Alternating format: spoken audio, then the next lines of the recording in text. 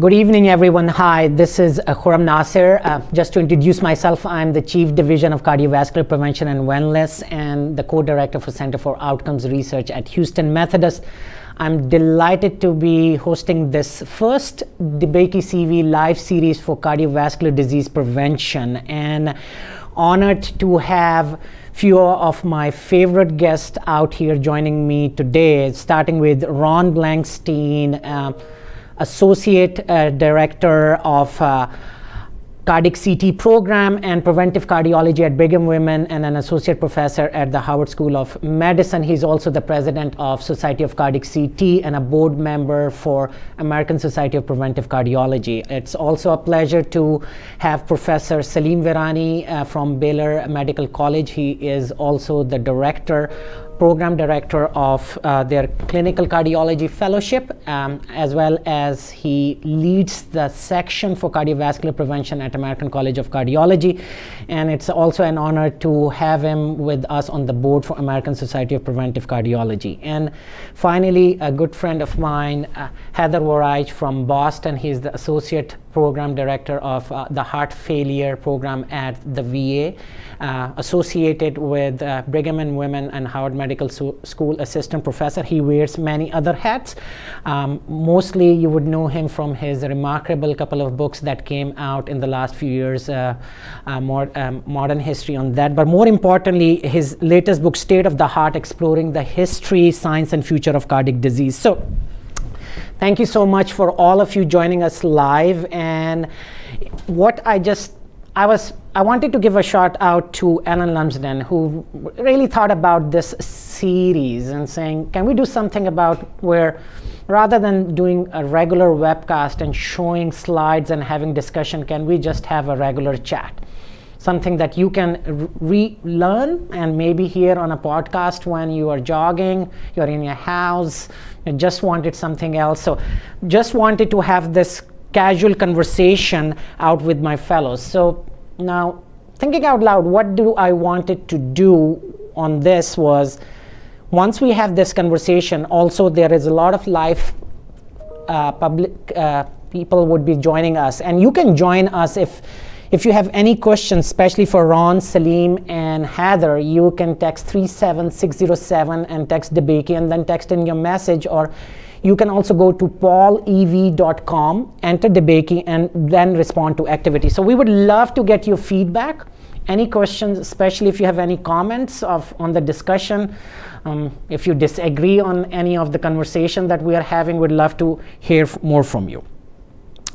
So as a part of our first inauguration CV prevention, I truly wanted to speak something that is becoming an emerging phenomena, that we're seeing a lot of cardiovascular disease in the young, strokes and MI. So as a preventive cardiologist, I wanted to thank the entire discipline of cardiovascular disease that we have seen over the last 4 decades, a steady reduction in the deaths from cardiovascular disease, including stroke and MI. And not only that, but also a reduction in the number of cases. And kudos to, I would say, innovation in the technology, access, preventive therapies, policies. But also over the last 2 decades, we all saw a parallel change in our society.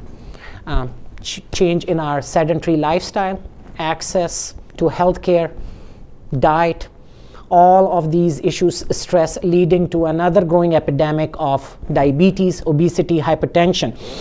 Coming to a point that we are seeing that losses in the gains that we made in our fight against cardiovascular disease, and that to a point where the image I always had of an elderly individual clutching his chest with symptoms of chest pain, now it's not too infrequent that we see that in a lot of the young people coming out together.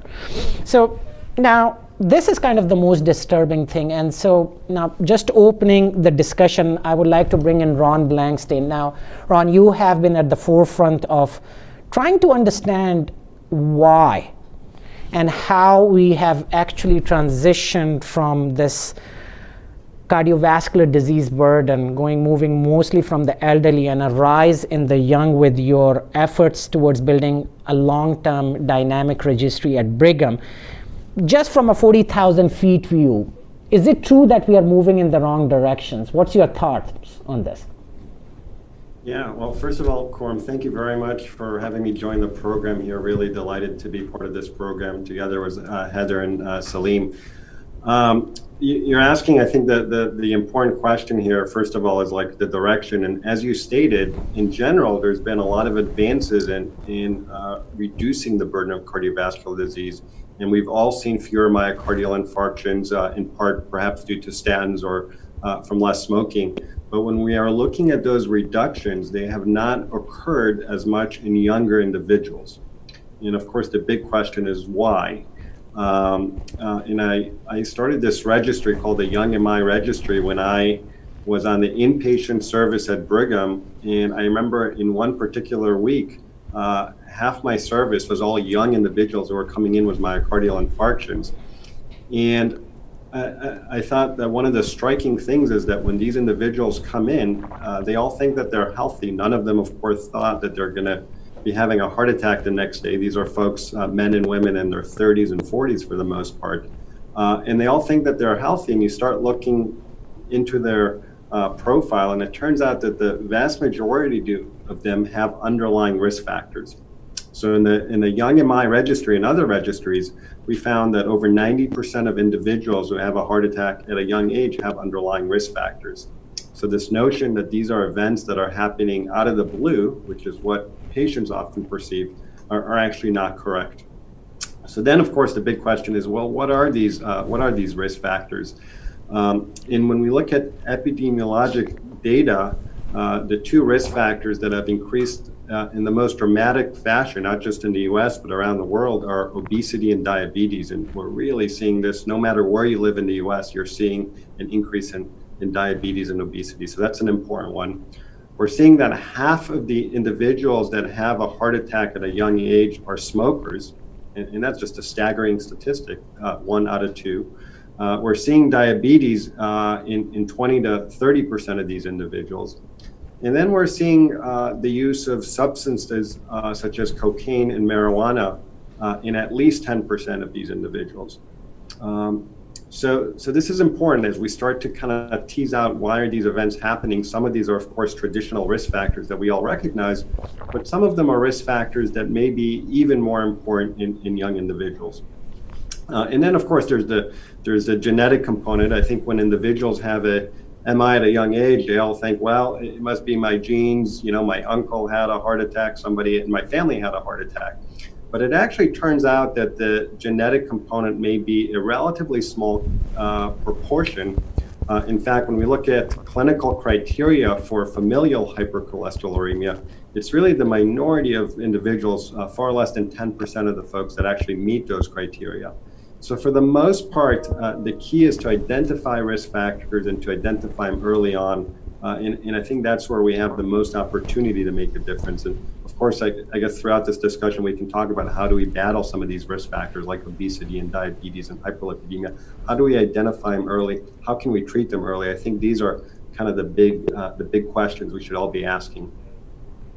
Well, very sobering insights, Ron, about thinking about the invincibility in the young, but actually the unrecognized burden of the risk factors. Again, a moving target, that what we have seen shifting norms within our society, and as you pointed out, diabetes, smoking, and obesity being a major one. So on the same line, so Salim, I know that you almost for a decade since I've known you, you have led national efforts in building surveillances across the country, working with ACC in the form of NCDR, and also in a very unique population at the VA, where you have truly studied this dynamic changes that have occurred over the last decade. Do you see the same signal in that population? Are the challenges and the changing risk factors almost the same noise and the same issues in that very specific population, or what's your thoughts on that? Yeah, so I would again thank you for inviting me to be part of this great panel, and it's great to see Heather and Ron, great friends and great colleagues. So, our experience really at the VA system is very consistent with Ron said. You know, there is this misconception that if someone had heart attack or stroke, or for that matter, peripheral arterial disease at a young age, that a lot of it is probably beyond their control in terms of it may be bad genes. But what we have found is again very consistent with what Ron just said, that a lot of it can be explained by traditional risk factors. Either those risk factors were not picked up by clinicians, by us, or they were picked up but the control was poor on the part of the patient either, or the healthcare system really did not take care of them the way the healthcare should have.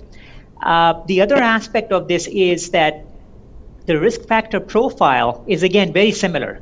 So the same risk factors that Ron was mentioning, obesity, diabetes, of course there are some risk factors that are very individualized when it comes to young individuals, and Ron alluded to the substance abuse. We are of course seeing that in the VA healthcare system as well, not just cigarette smoking, but then going beyond cigarette smoking with marijuana, cocaine use, and then it seems to be additive as well.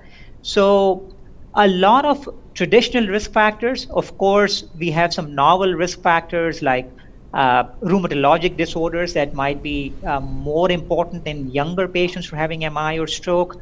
There are, of course, risk enhancers or risk factors that are specific to women now, pregnancy-induced hypertension, preeclampsia. Those are also being seen. And then there is this bucket of genetic markers, whether those are genetic markers that have an intermediate phenotype, something like FH that Ron alluded to, or these are just these risk scores that we do not know what intermediate phenotype somebody might develop. I think the one thing that is very positive out of it is that a lot of it can be explained by traditional risk factors. So there is a lot of control that we as clinicians, as well as patients have, that we can actually identify hopefully some of these patients early on and then improve the treatment in them as well.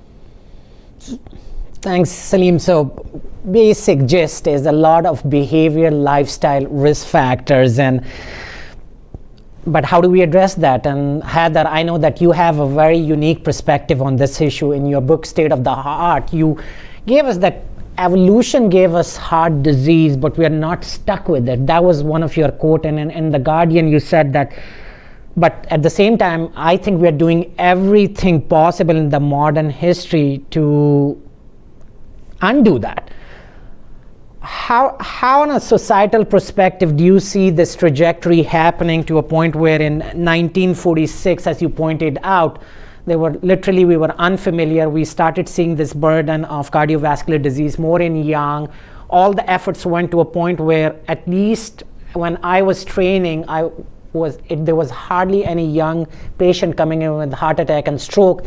And now when I transition to a faculty position, and just as Ron pointed out, we are seeing almost 15 to 20% individuals who are young. So on this whole history trajectory starting from the late 1940s, how did we get here, and what are we doing incorrect? What are the barriers, and how do we address that? So thank you, Khurram, for inviting me, and feel honored to be part of this really great panel. And yeah, the history of heart disease is extremely fascinating. If in the arc of human history, heart disease as a killer is still a relatively new phenomenon. So we know that people have had atherosclerosis, even when they've discovered mummies, or they've had these, frozen sort of bodies from thousands of years ago. They've always had some evidence of atherosclerosis, but atherosclerosis as a cause of death is still a relatively new phenomenon. And some of this is because of, I think, the things that we've already mentioned. Now we grow old enough to develop atherosclerosis. We've gotten better at taking care of other conditions, but also our lifestyle seems to be really at odds with heart health. And I think what we're seeing now with young people is really a result of the mistakes that we've made 10, 15 years ago. So we had this big pandemic of childhood obesity, and now all those children are starting to enter middle age. We've seen a similar thing with diabetes. And we've really not done anything about addressing these risk factors early because we've become so focused on taking care of MIs and sort of relatively older people that I think we've missed the ball as far as trying to address these problems at an even earlier stage. And I think that's what we're starting to see, is that the current cohort of people in middle age is more obese and has more diabetes than ever before. And I think that's part of the resurgence, that is part of, I think, behind the resurgence of this disease that we're starting to see. So again, the fact is we are stuck with it, and this is a growing epidemic. I guess more and more we'll be seeing a lot of these young patients coming in with heart attack. Now, Ron, so my basic challenge, and again, I'm sure it's shared with a lot of primary care and other cardiologists, we are so attuned to assessing risk in patients who is an elderly coming in with a heart attack or stroke. Now, suddenly a 46-year-old presents with an MI and as a follow-up comes to your clinic. What are the 5 things that you would advise all of us to at least know why and what's his risk are? What are the 5 practical tips you can give us and our audience in that regard for risk assessment? Yeah. So I guess you're asking the question after someone already had Yes. the MI. So this is kind of secondary prevention. And this is, of course, something that I'm sure all of us face. Somebody has an MI and they're now coming. It was to see us in the office. It was a scary experience. And they say, how can I reduce my risk of having another one? And obviously, I think it's important to go back and look at the records, review the angiogram. How much underlying atherosclerosis and what was the mechanism? Is this a single plaque rupture and the rest of their coronaries are clean without plaque, or do they have a large amount of diffuse plaque? I think it's really important to try to understand the underlying mechanism in young people. Were they smokers? Were they using underlying substances that may have caused this? For instance, marijuana, I mentioned that before. Most people don't think that that's really a risk factor until they come in and see us in clinic, and we've certainly now seen that it is.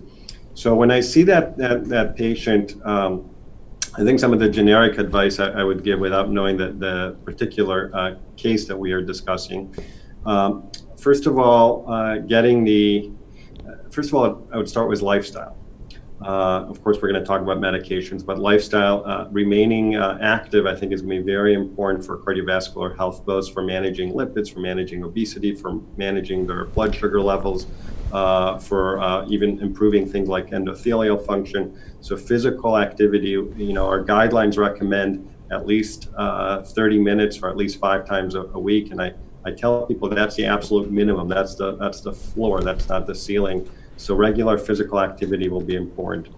The other thing is diet. I think a thing that's driving a lot of the underlying comorbidities that we are seeing is diet. And what we have seen lead to obesity and diabetes is a diet that's high in refined carbohydrates and processed foods, and a very large amount of sugar-sweetened beverages in the diet. And all these things, in the absence of caloric restriction, have contributed to obesity. So I think from a diet perspective, the key there, as suggested by all our guidelines, is a diet that is mostly plant-based, that reduces the consumption of refined carbohydrates and focuses on whole grains, that's high in fruits and vegetables, and that tries to minimize saturated fats and trans fats. So certainly there's a lot more we can talk about diet, but this is a really important one that I talk to all the patients. The other thing is, after an MI, for most of these patients, we're going to talk about probably dual antiplatelet therapy, perhaps in some patients antithrombotic therapy, and I think whether they received a stent will influence that, at least for the short time, what kind of dual antiplatelet therapy they'll be on. Lipid-lowering therapy becomes very important. I think we've all recognized that getting the LDL as low as possible is something that we are now doing, and we're much more aggressive than we used to be about that. And then we are looking at other modifiable risk factors. For instance, if triglycerides are high, maybe that patient might be a candidate for EPA. I would check lipoprotein A in all patients who have an MI at a young age. And certainly there's some exciting therapies in the pipeline, 2 specific therapies that are aimed to lower the liver production of lipoprotein A. And while those are not available yet, that is something that very much I think we will see in the near future, particularly if the trials are favorable. Obviously, I didn't touch on other things like making sure that they're not smoking, which will be important as well, controlling their hypertension. I think that's at least where I would start. So, great summary, great review on how to assess risk and management goals. It seems trying to be as aggressive as possible. So, Heather, Ron's group just had a publication in JACC on Monday that clearly showed that a significant proportion of individuals who have a drop in their EF post-MI, especially in the young, do not recover, almost 40% of those. And they tend to have a 10-fold high risk of mortality in the next 5 to 10 years. Now, you being a heart failure specialist, are you seeing a lot of young individuals post-MI coming with heart failure? Is there anything we can do to further assess their risk? What's contributing to the lack of recovery, and how do we mitigate their long-term risk? Yeah, so great question, and I would say that everyone listening should definitely go check that study out. I found it extremely sort of helpful to just get a sense for what the life of a young patient who has an MI might look like, depending on whether they recover their EF or not.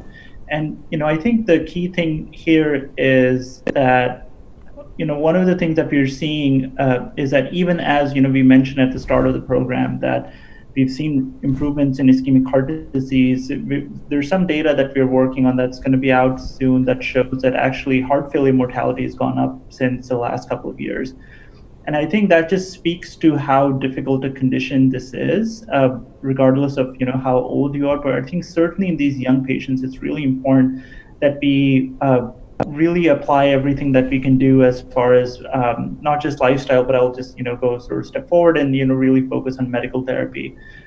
So beyond just the usual DAP therapy and the ACE and ARB, we are lucky that we're at a time where we have really a lot of new agents available to us. I certainly use ARNIs very frequently, and I think that they can really have a very significant benefit, not just in sort of long-term outcomes, but really quality of life, functional status, etc. And then obviously there's a lot of excitement around SGLT2 inhibitors, and now we know that the indication has expanded beyond just simply patients who have diabetes. And I really think that these are therapies that we really need to start introducing. I think partly also because, a lot of times one of the issues that we run into when we have all these medications on board is low blood pressure, and the fact that these are relatively blood pressure sparing, even though they can have a bit of a diuretic effect, is really, I think, helps I think makes it easy to start these. And I think that if we can do that before the onset of other sort of end organ dysfunction like renal dysfunction, etc., I think that's important. But I think I think as far as young people is concerned, I think throwing all these medications at them, I mean, it's a challenging thing. You're a young person. You may have never taken a medication in your entire life. That MI may have been the first time you've ever been to a hospital, and now suddenly you're on 5-6 different therapies, and so at least we actually see that we struggle a lot with adherence in these patients as well. Even patients who've had heart transplantation, some of our younger patients are actually at very high risk for non-adherence. So I think that's where building a relationship with them, having very sort of open communication, developing a trusting bond with them, making them feel and getting them to be really engaged in their healthcare is, I think, a really sort of key step, especially for, I think, young patients for whom, many of whom, as you mentioned, may have felt, completely invincible, may have felt like, oh, this was just a lightning bolt, and now that I'm feeling better, I'm, off to the races. So I would sort of urge that even more so than our older population, the younger population just needs more time. They just need really upfront, so that they trust that we have their best interest in mind.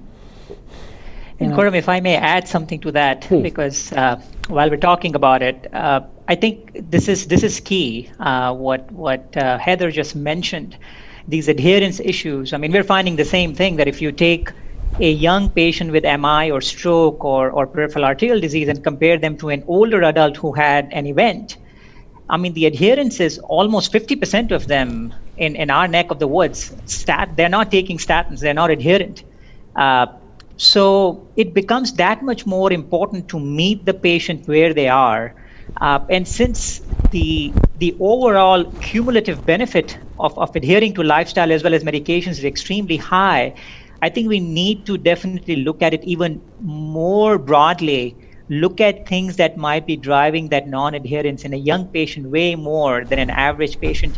And the other aspect was that I think one thing we've learned from this COVID-19 pandemic is, I think we can learn something from that, is that this can be an opportunistic screening as well, because we already have identified an individual that is vulnerable, but then we have that entire family. Now, whether that high risk is because a traditional risk factor is there could be familial clustering of traditional risk factors, or it could be genetic markers. Whatever it be, using this opportunity to do screening for the family members as well, who may be young, whether it's lifestyle related things or other risk factors. So making sure that we look at this person beyond just the patient, but look at the entire family. And I think in Europe, they have done a much better job when they get these young patients compared to us here in US, where we've kept a very narrow focus on just the patient, but actually moving that out a little bit beyond the patient to the immediate family, I think might allow us to prevent a lot more events early on. So I just thought I'll add that on top of all the excellent points that were just made. I think that's a really important point. And all of us, when we see patients in the hospital after an MI, the family members are there, and it's absolutely a teachable moment, not just for the patient, but for the family members. But in fact, I think it was Khurram who actually showed this, because he published a seminal paper that's showing that having a sibling with an MI at an early age is a stronger risk factor than having a parent with an MI at an early age. So I'll turn on our moderator, Khurram, to tell me if I stated that correctly. No, absolutely. I think so. What you stated is correctly. There is this genetic predisposition, and what we have noticed, the earlier the individuals presenting with premature are more likely to have a genetic predisposition. And now, in the course of the discussion, we'll definitely talk some on those details, the pros and cons. And I think so. The discussion, what I took from not only from a patient but a physician standpoint, that we may be giving our patients, young individuals with MI and stroke, the benefit of youth and thinking they may be doing well. Actually, it may be the opposite. It actually may be they may be worse off. And we may need to do much more than what I may am attuned and mentally more prepared to be more aggressive with my elderly patient with CVD. It may be the other way around. I need to do much more out here. So on the same line, Salim, stroke. It's not that we're just seeing heart attacks, but actually an increase in, that's a sorry state of stroke, more, I would say more disability, more cost, more huge economic burden and quality of life. And 15% of all strokes right now in the nation are happening in individuals less than 40 years of age. Now, why is that? Now, we spoke about recreational drugs, and I'll be very honest, I may not do the best job in screening for some of my patients, but for stroke especially, it seems like acute use of cocaine in the last 24 hours would be a 6-fold higher risk for a stroke than an MI. Now, how do we deal with that? That's the question. And I know that is an issue that we're seeing more and more also in vulnerable populations. I don't know how is that at the VA and in the young. How do we address that? Because that's an epidemic that's growing, and I'd love to hear Haider's thought from a rural health perspective on that too. Sure. And again, we all know that recreational drug use is associated with not just an increased risk of MI, but also stroke as well. And especially when it comes to cocaine, these acute surges in blood pressure can be a major problem. And I think the important thing to realize here is that with stroke, it's not just the ischemic stroke we're dealing with. We're actually dealing almost 1/3 of these strokes in young could be hemorrhagic strokes, whether it's subarachnoid hemorrhage or intracerebral hemorrhage. And there we really don't have therapy. I mean, with ischemic stroke, MI, you can do a lot. With hemorrhagic strokes, there's really not a whole lot left. And that is why if we see the trend, it's even worse for stroke in terms of outcomes for young compared to MI. Of course, we have a lot of ground to cover with the young MI as well. But on the stroke side, it's even more difficult to actually improve their outcomes because a lot of these youngs, proportionally speaking, there's a lot more hemorrhagic stroke in the young compared to the older adults. So that's one aspect. And I think the second aspect is that this recreational drug abuse that we are seeing, not just cocaine, but even with marijuana, there's a very good Australian study showing that if you had used it in the last 1 week, you had a 5 times higher likelihood of actually having a stroke in the next 1 year when people were surveyed. Now, is it a direct association or is it a marker of something? That's perfectly fine. But identifying that high-risk phenotype of a patient who has this issue of drug abuse, whether that is related to poor control of other risk factors or whether it is because of the drug itself. I think identifying those patients is the first step, and Ron can probably chime in that I think there is some gap there from a clinician's perspective as well, where we don't routinely look for drug abuse as a risk factor in these young patients, whether it's patients coming in with MI or patients coming in with stroke as well. A lot of times the idea is that if they have traditional risk factors, well, traditional risk factors might be causing it. Let me not even measure a drug profile to look for drugs. Well, they could be present concomitantly, and both of them could be contributory. So actually identifying those patients is perhaps one of the most important things that we need to do when it comes to stroke. And then again, making sure that we work with them, both in terms of not just the acute treatment, but in this case, rehab is extremely important compared to even more than myocardial infarction. So those are some of the things that I would add when it comes to stroke, worrying about hemorrhagic aspects of it, and then recreational drug use, again, being associated with strokes as much as MI. Wow. So I think Salim is spot on here as always. The fact is that we just don't do a good job recognizing the at-risk individual, and we see this all the time. People come in the hospital and it's such a shock. Why did I have a stroke or a heart attack? I was totally healthy. I'm in my 30s. I'm in my 40s, and I think this is something that we have seen in our young MI registry. That if you look at individuals who come in with a heart attack, and you were to calculate their risk score a week or a month, a year beforehand, if you're the primary care physician seeing them in the clinic, almost always they are classified as low risk using our risk equations. And as a result, we are far less likely to treat them with lipid lowering therapies. Even our hypertension guidelines now use the ASCVD risk score, which is very much driven by age, to decide on blood pressure therapies, at least for some of the categories.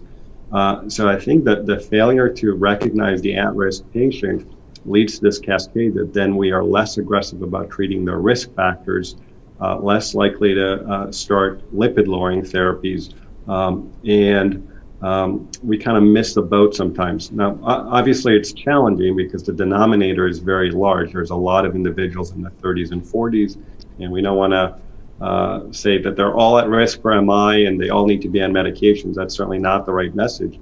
But I do think there's a lot of room for improvement in how we identify risk for young people. So Ron, on the same point, when we're talking about recreational drug use, it seems like now in US we have more marijuana smokers than cigarette smokers. What would you do? Do you think we need to be as aggressive with statins and dual antiplatelet, considering the same pathway of metabolism that may impact their drug use as well as excretion, pharmacokinetics? How do we adopt to someone a statin dose or maybe a dual antiplatelet if someone's a marijuana user? Anything specific that we need to keep in mind? Yeah, I don't really make any particular modifications. I think the more important thing is to ask these individuals about their use of substances. I think cigarette is still by far the worst thing, and in fact, the single most important intervention someone can do the day they have their heart attack is not to go on another medicine, is to stop smoking. The risk reduction associated with tobacco cessation is greater than any medication we can think of. But then beyond the cigarettes, there's of course the discussion on e-cigarettes, and I ask individuals in the hospital, do you smoke cigarettes? And they say no. And on day 3 or 4, they say, well, but I use e-cigarettes, but you never asked me about that. You only asked me if I smoke. I made that mistake before. So a lot of people tell you they don't smoke. They may be using other substances. So I think it's important to ask about that. And of course, we have to ask everybody about marijuana, especially now that it's illegal in many states, including our own here in Massachusetts.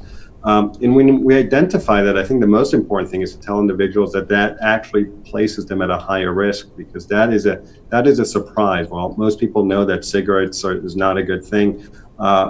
Most of my patients still think that marijuana is actually a benign substance when it comes to the heart. So that education is really important.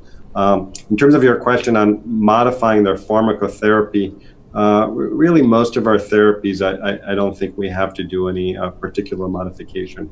Certainly there's some interactions to think about, but for the most part, those are an exception.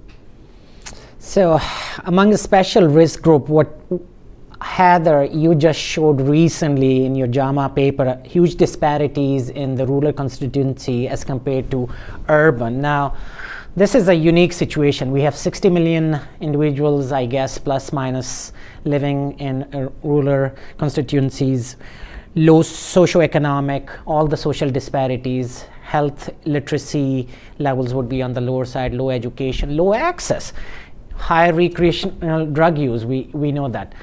How do we address this growing menace? What are the solutions? Any lessons that we can learn? Because in the end, if truly we want to address this growing burden, this is a group that we are rapidly seeing a rise in cardiovascular disease, especially the stroke and the stroke in this population, and also the cardiovascular death. What have we learned so far? Yeah, so this is, I think, a very important area of investigation. So we had a recent paper in which we used CDC data to really look at age-adjusted mortality rates from 1999 to 2017. And we looked at all patients with cardiovascular disease. This included stroke. And we found that that not only are rural people who live in rural areas at much higher risk for cardiovascular disease, but that disparity is actually, the absolute risk is actually doubled over this time span. So instead of narrowing, this disparity is really widening. And we've in fact seen that it is really in this sort of age group of patients between 25 and 64, less than 65, which is really driving this trend. In fact, we mentioned at the start of the program that we've seen a reduction in cardiovascular mortality rates, and we do see that in large metropolitan and small to medium metropolitans, but actually in recent years, we've seen that trend start to get reversed. The other thing that I'll add for stroke is that one group that is particularly concerning, and these are unpublished data, is actually Hispanic patients. So we know that at least for heart disease, patients who are of Hispanic ethnicity are at lower risk for heart disease in general. But for stroke, actually, that's not the case. For stroke, Hispanics are at much higher risk, and the rate of increase has actually been the highest for this specific group. So I would say, this just an aside, that this is really an important and sort of growing group, and we don't really understand why we're seeing that.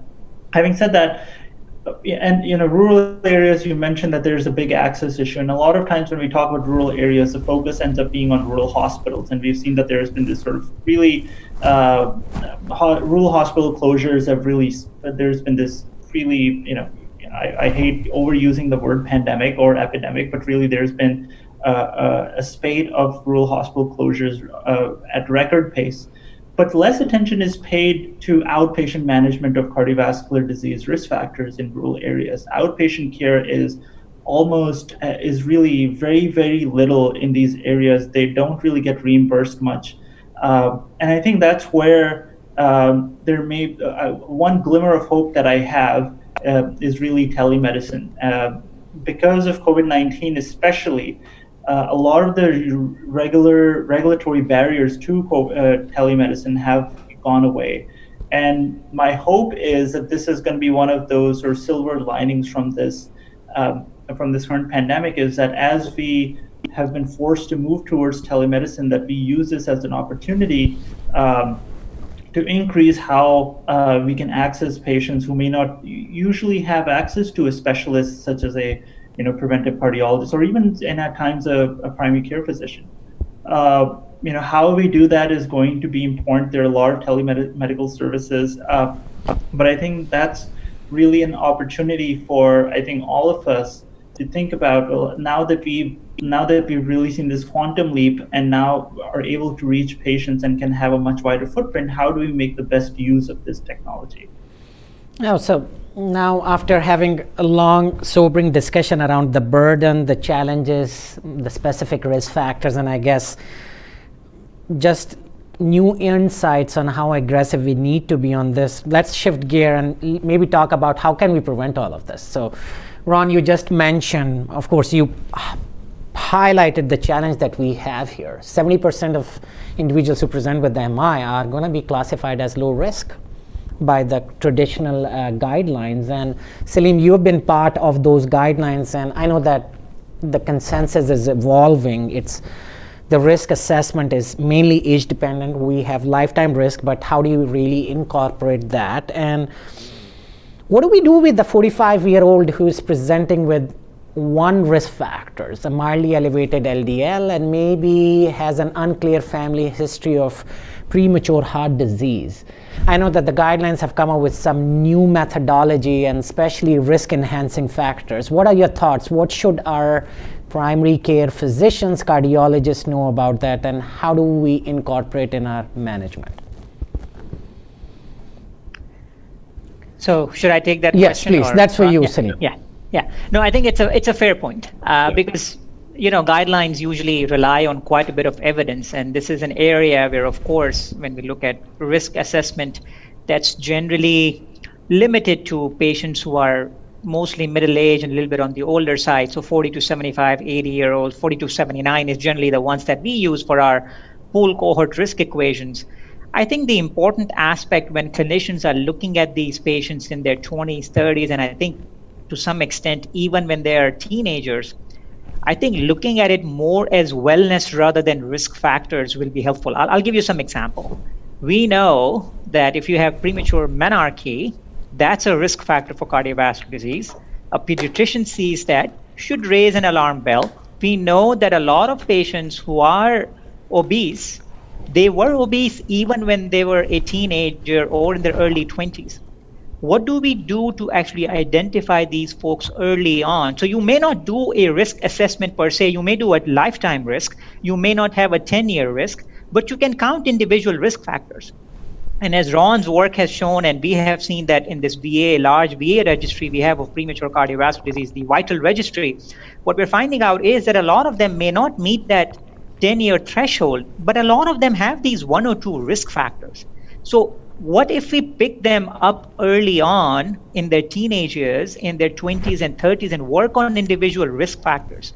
That's one aspect of it. The second is using these what I call opportunities we have for opportunistic screening. Again, same thing, a pediatrician, a woman who is delivering her baby, she had pregnancy-induced hypertension, preeclampsia, well, we know they are higher risk. So how do we then work on these women for their lifestyle that they have, looking for the intermediate phenotype of hypertension that might be the intermediate phenotype that could then lead to cardiovascular disease, gestational diabetes? How do we then keep an eye on them? So, a patient is seen by a pediatrician. For a woman, it may be another OBGYN who will see that patient. Then they are seen in their mid-30s, early 40s by a primary care clinician. There are at least 3 or 4 times when that patient is touched by the healthcare system. So where do we pick up And why do we say that it's only the responsibility when a primary care clinician is seeing that patient? Well, it starts early on. So having that kind of a look towards it, I think will help us till we get to a point where we can actually stratify risk in these very young adults and identify those who are going to be really benefiting a lot from preventive therapies. And when I say preventive therapies, really, I'm opening it up for lifestyle, because, what we're talking about up till now is this high risk approach, right? You identify those who are very, very high risk and you do risk factor management of them. What can we do in teenage years, early 20s, early 30s is really the population-based approach. Even if you change the population blood pressure by 2 millimeters of mercury, well, the population attributable benefit will be extremely high. So what do we do in terms of identifying these things early on? What do we do in terms of working on lifestyle? And then what do we do to pick up these intermediate phenotypes that are happening before somebody has an event? I think that is where we will need to focus on when it comes to these young individuals, because it is, after all, a lot of it is data-free zone in terms of active therapies. We have some data related to subclinical atherosclerosis, which I'm sure we'll discuss. We have some data related to the risk factor burden. We don't have as much data that if you treat them, it leads to improvement in outcomes. We have some of that, but not to the same level that we do for older adults. So I think we have to look at it from a population-based perspective rather than identifying those very, very high-risk individuals when it comes to these younger age groups. I think that's, if we change our approach a little bit, I think we might be better off when it comes to these younger adults. That's how I would look at it. So I think so. That's definitely, from a 40,000 feet view, is look at every access point, every opportunity utilized to reassess and recalibrate and re-identify those who are at high risk. Let's assume we find someone with 1 or 2 risk factors that are modifiable. Apart from lifestyle intervention, the question I always get from my primary care doctors: should I start a statin? A 42-year-old who has 5 to 6% average risk, maybe has a family history. Ron, what's your thoughts? Should we do something more? Anything around subclinical atherosclerosis, calcium testing? There's a lot of debate. There's a lot of... So first of all, I totally agree with Salim. It's all about starting early. But now let's say we're seeing that 45-year-old. I would still start with all the traditional risk factors. And if someone has those risk factors, even if the risk score tells you they're low risk, I would not be overly reassured. And I think at that point, you can start having a discussion on diet, on exercise, on blood pressure control, on blood sugar control, and of course on lipid lowering therapy. Now, the question is, what if you're uncertain? What if the patient says, I really have a strong preference to avoid statin therapy? Am I really at risk? And at that point, we say, well, what else can we do to assess risk? We talk about lipoprotein A as being one measure, which I think is important to do. 20% of the patients will have an elevated lipoprotein A. I think another thing is obviously to take a close look at the family history. If there is a family history of premature events in multiple family members, that of course will elevate the risk. But despite all that, there is a lot of reluctance to be on therapy, especially in young individuals. And a lot of these folks come and see us in clinic and want to know what else can be done. And I think today one of the most effective tests we can do is a coronary artery calcium scan, which is a very quick test that really looks for the presence of plaque in the arteries by looking at calcium. And what we have learned is that in young individuals, the presence of any plaque, even if it's a small amount, is highly predictive of future risk. And to me, that sets a big alarm if I see plaque in young individuals, that we need to be more aggressive. I think the challenge was calcium scoring is if it's 0 in a young person, especially under the age of 45 to 40, it may not always be reassuring because maybe the plaque hasn't calcified, so we don't tell them you're off the hook just because we don't see evidence of calcium. But I think an important message is any plaque, in fact, anywhere in the body, whether it's through carotid ultrasound or whether it's through 3D ultrasound of the femoral arteries, which some studies have been doing, the presence of any plaque in a young person should really make us all concerned as clinicians, and we need to convey to patients that this is something that has to be changed, and it's something that we have to be aggressive about. So again, the message, what I'm getting here, in the young, the uncertainty and the refinement is really trying to find if they are more at risk. For example, in a 60-year-old, maybe the value of a calcium score of 0 may be more prominent, whereas in a 43-year-old, actually you're trying to find disease, and your meta-analysis strongly also suggested how it changes behavior, improves practice, physician practices, as well as adherence. So now on the adherence issue and utility, now that's a big complex issue for a young. So Heather, chime in, you being the youngest member on the group out here. No risk, mild risk factors, no symptoms, just family history, mildly elevated LDL. Now asking you to commit to a statin for maybe 10 years, a pill a day, 365 times 10. How would you take that? It's not improving your symptoms. It's not really adding to any utility unless and until it prevents an event. That's a challenge that we are facing right now.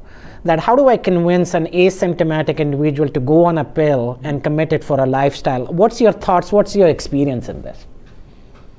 Yeah, so I think for a young person who may feel good, they had an MI, but right now they feel fine. They've never taken a medication. They look at their peers and they look very healthy, and they look like they're having this idea of going from perfectly healthy to now someone who needs to take a medication, even one medication once a day, is a big jump. And one of the things that I've learned is that really with younger patients is really about building a relationship and getting to know them. A young person who is in their 30s, 40s may not care about living 2 years, whether he lives to be 82 or 84. That's certainly not the case for some of our older patients. They may be focused on, well, am I able to do the things I want to do? They might want to be independent. They might have other sort of goals. And I think taking a step back and thinking about, what does this person want? What are the things that will motivate him or her to do the really tough things we're asking them to do sometimes, which is to go to the gym every day or change their diet. And sometimes maybe starting a medication, even if that we think that that's the right thing, may not be the right thing on the first visit. Maybe giving them this sort of sense that you're not ready, you don't think so, that's fine, we'll talk about this again. Because again, one of the things that we do have with some of these younger patients is we do have time.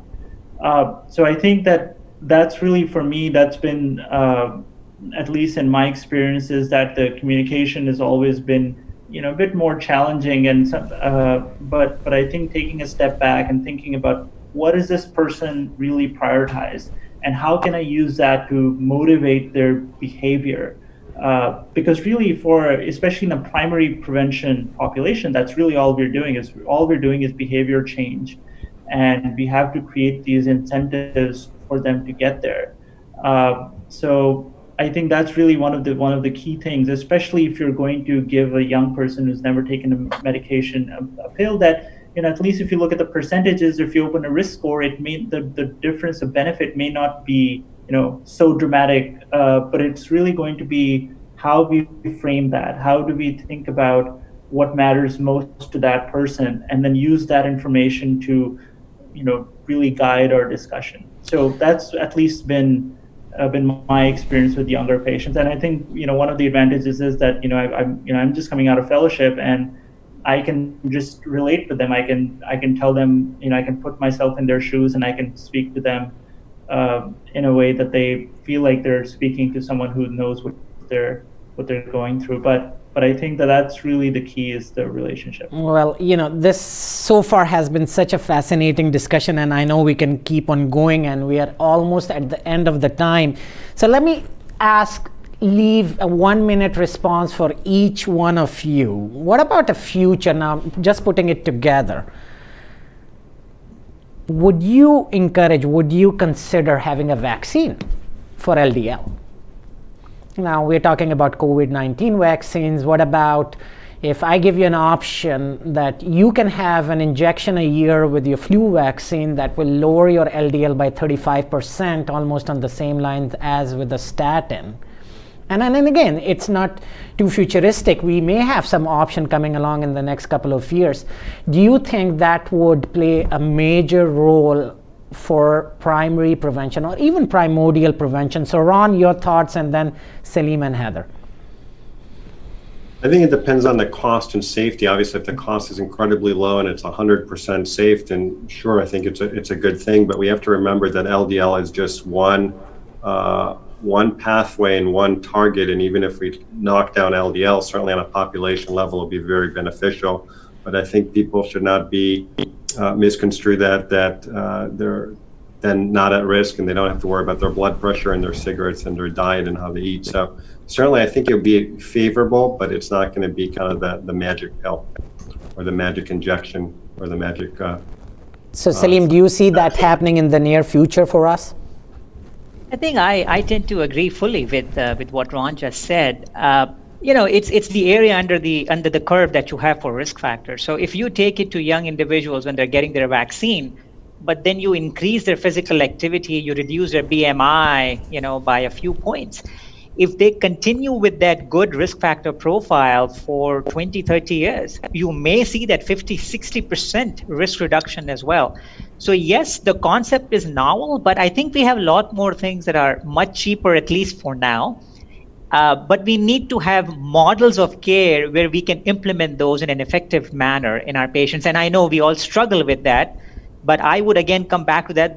The concept is novel, but I think we have other opportunities here as well to work on lifestyle, which may actually pay more dividends than, medications. Yes, I'm not ready to cross that bridge now. We need safety, efficacy, cost, all of those will be there. But I think we should not forget about the lifestyle piece, which is extremely important for this young group. Perfect. Haider. Yeah, and I think Ron said it, but if you have a medication that no one can afford, it's just going to be sitting on the shelf. I mean, we've seen this happen with all sorts of cardiovascular medications that they have great data, they're easy to use, they have great minimal side effects. But if you have a medication that no one can afford, it's just not going to have the sort of market penetration that I think all of us would like. Having said that, that case is easier to make in a system that is more sort of population based, such as, for example, the VA or others. So I think that really, and I think that will be the key to not just these new medications, but really thinking about how do we expand the field of prevention. As long as we keep reimbursing people for MIs that they've already had rather than for MIs that were prevented, I think that prevention as a field is always going to be a step behind. So I think in some ways that our mission is going to be more than just the individual patient, but really advocating for a health system that emphasizes prevention rather than just reaction. So again, all pearls of wisdom, population health, emphasis on lifestyle trumps everything else for now. Cost is a major issue. And then again, if you're really truly moving towards the precision medicine aspect, as Ron pointed out, safety signals are going to be key, critical out here. But more importantly, can we afford it? You're absolutely right. In the end, it's the population health approach. So just to summarize, thank you so much, everyone. I've learned a lot. I go more wiser and most likely apply a lot of this. So definitely the take-home message is this is a growing epidemic, unfortunately. And we just need to grasp the reality that we'll be seeing a lot of young patients who are coming with an acute MI and stroke. We have to be very about their differential risk factors and be cognizant of the fact that just because they are young, they are likely going to do well in the long term is probably a myth, and actually we need to be much more aggressive. The other thing is, of course, in the prevention word, lifestyle almost everything, but at the same time, every opportunity with healthcare access provides us to reassess and recalibrate. Thankfully, we have a lot of things that are options, simpler, cheaper, easy, accessible, with some novel new biomarkers like Ron alluded to, Lp(a), and an established cheaper option like calcium testing can really help us risk stratify. Now, adherence remains an issue in this population. How do we address that? Again, more education, more systemic outreach. At the same time, we are exciting. It's not all about LDL. As you pointed out, we didn't get much options to talk about glycemic control, obesity management, hypertension, getting all of this. As Salim pointed out, each of these things is going to add. So again, having a holistic view, and the question is, how would our health system permit us to invest more into primordial prevention, whereas less than 5% of our investment goes into prevention? We are still, I would say, not in healthcare, but disease care. And as primary preventive cardiologists, I think so a big role for us is in the advocacy for our policymakers so that the shift can truly happen in this space. But again, thank you so much. I'll just give a couple of minutes and see if we had any questions from our viewers for everyone else. So it seems like nothing else. Ron, any final words? I would love to hear Haider, Ron, Salim. Just a final word. So good to see you. It's been almost 4 months, so I think so this is a great format to get in touch with each other. Yeah, no, thank you, Khurram. I think you just summarized it beautifully. I think this is a challenging field, and Haider, I think, kind of nailed probably one of the most important points there, that if we don't get reimbursed for doing prevention, if we don't incentivize that, for physicians, for patients, for everyone, it's just not going to happen. So I think there's so many opportunities to optimize that. And on that, I'm really glad to see this even being discussed at a venue like this. So congrats for putting this together and getting us all to talk about this. Yeah, and I'll say the same thing. It's wonderful to talk about it. Bringing this to the front to have discussion on these, and I think. I would just end by saying that it is a team sport. We know we have significant physician shortages. So I think there are two important things where I think we need to look at it from a population perspective. One is that we need to use our entire CV team. So not just physicians, but our advanced practice clinicians, nurse practitioners, physician assistants, dietitians, pharmacists, because they can do a lot to address even these rural disparities we have, because we just don't have enough physicians. And then the other aspect is to build on these telehealth models, but do them in a way that we take wellness to the patients rather than patients coming to us. I think we have a great opportunity now with all these legislations that have been passed in telehealth. It would have taken a decade. It was all done in a few months.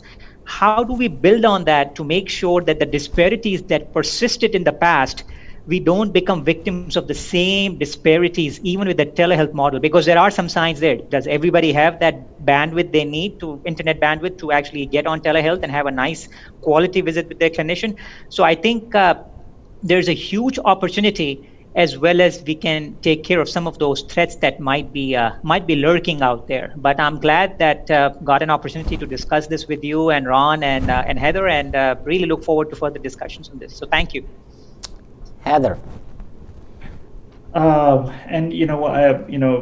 Salim mentioned disparities, and I think at a time when all of us are really, really thinking about social justice, I think thinking about preventable heart disease, preventable strokes in young people is really not just a matter of health economics, but really is a matter of social justice. We know that many of the racial disparities show up even so much more prominently in our patients with cardiovascular disease and so many other factors that affect them their entire lives, and ends up with them coming to the emergency room with a premature heart attack or a stroke. So I think that our mission is more than just talking about exercise, and it's really about improving people's lives. And I think that prevention really is more important today, especially from the lens of social justice and health equity, than ever before. Guys, thank you so much for spreading the word of prevention. It was a great inaugural first CV Live Prevention. I'm sure we'll have many more, and we'll get much more opportunities to interact. And I'm hoping that you will be back again. Thank you so much, everyone. Thank you. Thank you, Khurram. Thank you. Good talking to everyone.